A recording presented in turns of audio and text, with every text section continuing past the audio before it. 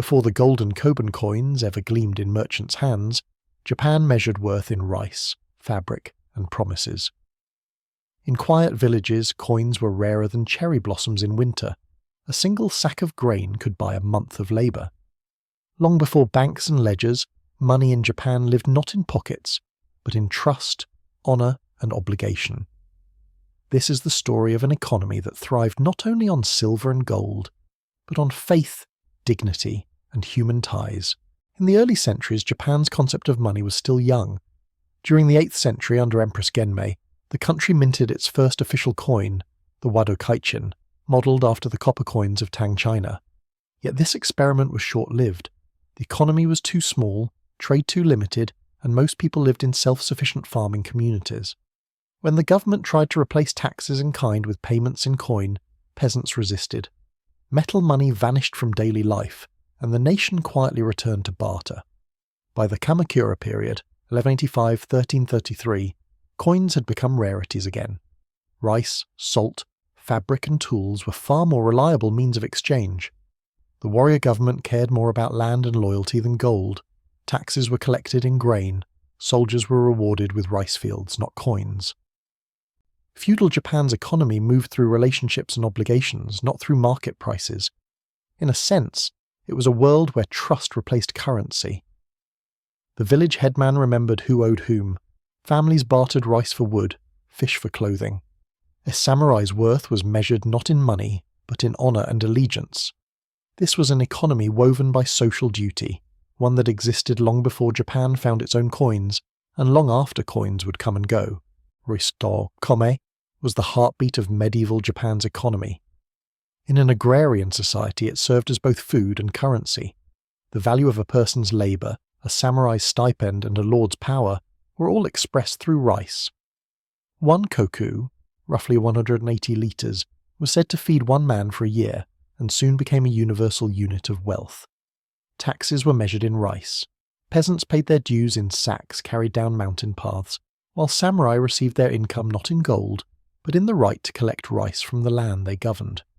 Entire domains were ranked by their kokudaka, their annual rice yield. The greater the yield, the stronger the domain. This system bound money to the soil. The rhythm of planting and harvest dictated not just survival, but the pulse of the entire nation. A poor harvest could collapse an economy just as easily as inflation in a coin-based world. Rice symbolized nourishment, stability, and prestige, but it also tied people to their land in unbreakable chains of obligation. In medieval Japan, to control rice was to control life itself. In mountainous regions where rice paddies were scarce, people turned to what their hands could create: fabric.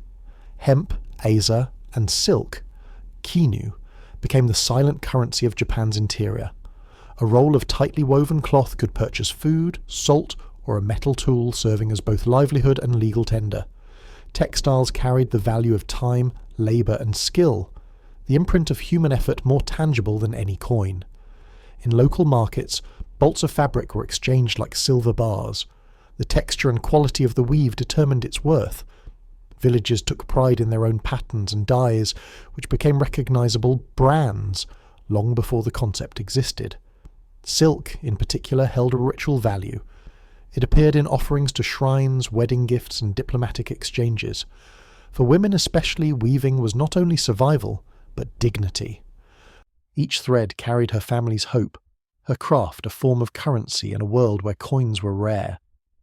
A well-made cloth might travel through many hands, connecting distant valleys in an invisible trade network built on trust and craftsmanship. Fabric was money, memory, and meaning, a symbol of the idea that value could be made, not mined. Between the 12th and 15th centuries, Japan began importing Chinese copper coins in large quantities. Known as karasen, Tang money, these circular coins with square holes became the first widely recognized medium of exchange across the islands. Merchants from Hakata and Sakai traded timber, sulphur, and swords for bags of Chinese coins, which they then circulated domestically. Because Japan's own mints had long ceased operation, these imported coins filled a growing need for standardized currency and expanding trade. Temples, markets, and guilds began accepting them, and soon karasen jingled in pouches from Kyoto to Kyushu. Their shape and inscriptions carried cultural prestige, so much so that, even when Japan resumed minting later, it preserved the Chinese design. However, not everyone welcomed the influx. The government occasionally banned the use of foreign coins, fearing economic dependence, but trade and necessity always prevailed. The coins became charms as much as currency, strung together on cords, offered in temples for luck or buried with the dead. In a way, the kerosene marked Japan's first encounter with a globalized economy, foreign metal carrying both wealth and the weight of another civilization's legacy. In most rural villages of medieval Japan, the absence of coins did not stop trade, it simply changed its form. People relied on words, trust and memory as their true accounting tools. A neighbor might lend rice, tools or sake, expecting repayment after the next harvest. These transactions were recorded not with ink but with honor. For larger exchanges, villagers used hareiki, split wooden sticks or bamboo rods marked with notches representing debt. Each party kept one half.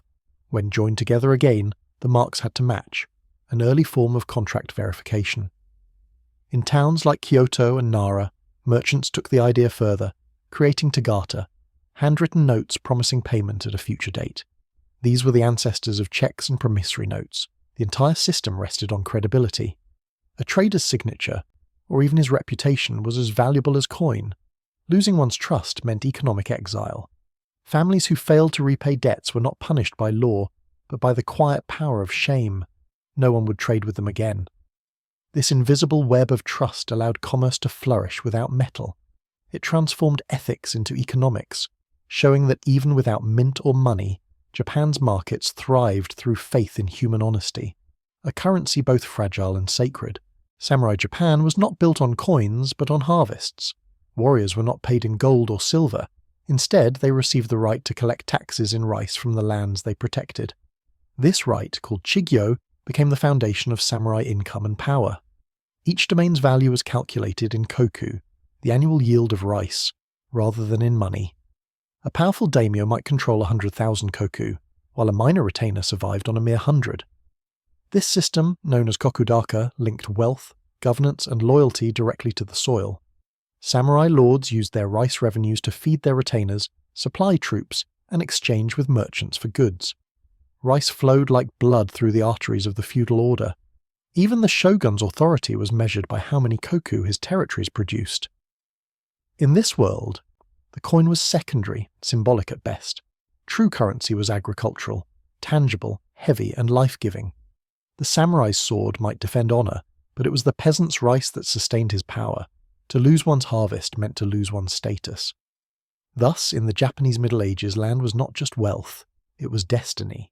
By the 17th century, Japan entered a new era under the Tokugawa shogunate, one of peace, order, and unification. With stability came the need for a standardized currency. The government established the Ginza Mint and created a tri-metal system: gold, silver, and copper. Among them, the koban, an oval gold coin stamped with the chrysanthemum crest of the shogun, became the most famous. The koban was more than currency. It was a badge of prestige. Artisans, merchants, and samurai alike aspired to own it. Its smooth, gleaming surface appeared in paintings, kabuki plays, and proverbs as a symbol of fortune. Yet even as the golden coins circulated across Edo's bustling streets, rice remained the true measure of value. Merchants still calculated worth by the koku, and peasants continued to barter in grain and goods. Many daimyos converted their rice revenues into gold for trade, but deep down, people trusted rice more than metal. A common saying warned, "Koban may vanish, but rice never betrays." The rise of koban marked Japan's step into monetary modernity, yet it also preserved an ancient balance between the tangible harvest and the glittering illusion of gold. Far from Edo's golden coins, life in rural Japan still revolved around the humble zeni, small copper coins used by commoners. Villages held periodic markets, often every 5 or 10 days, where farmers, craftsmen, and fishers gathered to exchange what they had. A handful of zeni could buy vegetables, a bundle of firewood, or a cup of sake. Barter remained common: eggs for salt, rice for cloth, labour for tools. In these simple markets, transactions carried warmth and familiarity. The chime of zeni mixed with laughter and gossip, and every purchase was sealed with politeness: a bow, a thank you, a shared cup of tea. Sometimes the most valuable exchanges had no money involved at all: a neighbour lending food to another family in need, or a craftsman repairing a tool in return for kindness. These acts reflected a deeper sense of economy rooted in community, not currency. For many, the Ichi, the local market, was not just a place to trade goods, but to reaffirm trust and belonging. In those dusty lanes filled with voices and wooden stalls, Japan's true wealth was measured not in coins, but in connection. Beyond rice and metal, medieval Japan nurtured another kind of currency, invisible, moral, and deeply cultural. Honor, trust, and obligation were forms of wealth as tangible as gold. The word giri described a moral debt that one owed to others, while on referred to a lifelong sense of gratitude. Together, they shaped a moral economy that governed every layer of society. In merchant guilds, a man's reputation was his credit. Deals were sealed not by written contracts, but by verbal promises and the weight of one's word. A broken vow could destroy a business faster than any market collapse. Samurai lived by Bushido, where honor and loyalty defined one's worth. To lose face, Mentsu o Ushinao, meant moral bankruptcy. Even poets and monks traded in virtue and respect. Gifts of tea, scrolls, or calligraphy were more than gestures. They were transactions of esteem, spiritual currency that reinforced bonds within Japan's intricate web of relationships. This invisible economy persisted for centuries, proving that true wealth was not always material. In a land that prized sincerity above silver, a promise kept could enrich generations, while deceit could impoverish a name forever. In medieval Japan, money was never just metal. It was the reflection of human connection. From sacks of rice to bolts of silk, from Karasen coins to Koban gold, and from written pledges to spoken trust, every form of value carried the imprint of people's lives and integrity. Where coins failed, relationships endured. Wealth was measured not by how much one owned, but by how much one was trusted. The entire society functioned like a living ledger of moral exchange, where honesty, diligence, and reciprocity kept the world turning. This quiet wisdom lingers even today in Japan's culture of precision, respect, and accountability. It reminds us that currency without conscience is empty, that value without virtue collapses. Long before global banks and paper bills, medieval Japan understood a truth modern economies often forget: a promise, once honored, is worth more than 1,000 Koban coins.